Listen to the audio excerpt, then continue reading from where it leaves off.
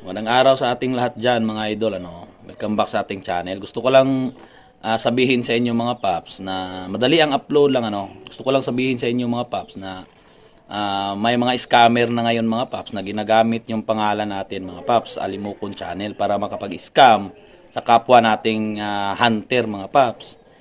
May nabiktima na kasi siya mga paps at ito sila ni mga paps, mga taga Luzon, mga taga Luzon. Si Arvin Villanueva at saka si Mac Juarez II. Yan lang yung nakuha ko ng mga pangalan, pero hindi ko alam mga paps kung baka marami pa to mga paps, no? Baka marami pa to.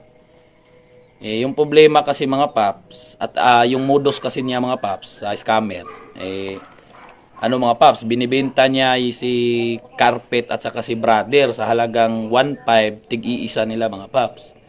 So syempre, napakagaling na pangate, binibenta lang ng 1.5 mga paps, isang hunter yung binibentahan mga paps. Siguradong bibilhin talaga mga paps, no?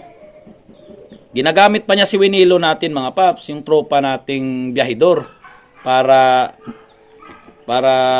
makakatunayan niya mga paps, no, na talagang darating talaga yung carpet dyan sa Luzon. Biyahidor kasi si Winilo mga paps, at parati ang nagbabiyahe doon sa Luzon area. Sa palagay ko mga paps, no, isang subscriber natin to, sumasubaybay talaga sa ating channel to mga paps, kasi alam na alam niya kasi yung natin mga paps At hindi lang yun hindi lang yun mga paps, no, kasi daw kinakailangan ko daw yung pera pambili ng cellphone. Sa dyan pa lang na sistema mga paps, alam na alam niya yung natin, yung sumusubaybay talaga sa channel natin to mga paps.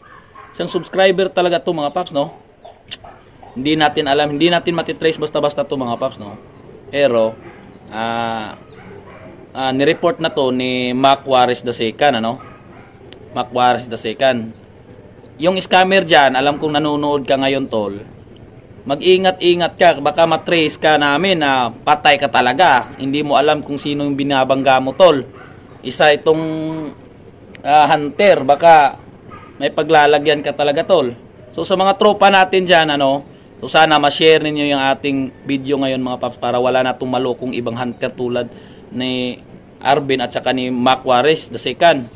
So ma-share niyo yung post natin mga paps, yung video natin, ma-upload na video natin yun mga paps, para wala nang maloko tong taong to mga paps. Baka hindi natin alam mga paps, isa sa mga tropa natin, lalong-lalo na yung mga kapitbahay nating tropa, maloko ng taong to mga paps. So paki-share ng video natin mga paps, no. Actually mga paps, kung gusto niyo akong transaksyonin parte sa mga paps, sa kulungan, kasi kulungan yung binebenta ko mga paps Kung gusto niyo akong magka-transaction tayo parte sa mga paps, kulungan, dapat tawagan ninyo ako mga paps para ma-confirm ninyo na ako talaga yung kausap ninyo mga paps. Yan lang yung tips na bibigay ko sa inyo mga paps.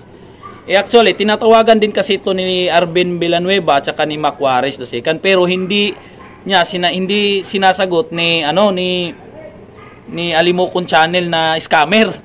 Hindi niya sinasagot.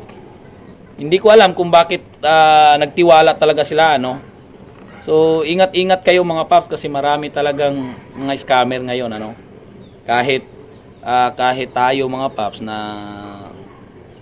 ito ay libangan lang natin, ini-scam pa rin tayo, pinapasukan pa rin tayo ng scammer. Grabe.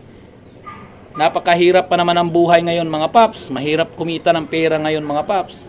Si Arvin Villanueva mga paps, tricky yung niya mga paps, kasi binili kasi niya yung dalawa mga paps, si brother at saka si carpet. At si Mac Juarez II naman mga paps, si carpet lang yung binili niya, sa halagang 1.5, at saka si Arvin 3K. So hindi na yun mga paps, no, kasi malaking pera na rin yan mga paps. Napakahirap naman kumita ng pera ngayon mga paps, tapos i-scamin lang. So sana mga paps, ma-share niyo yung ating video, ma-share na niyo yung ating video para wala nang maloko itong taong to. Loko-loko kasi itong taong to mga paps Hanggang dito na lang muna mga paps.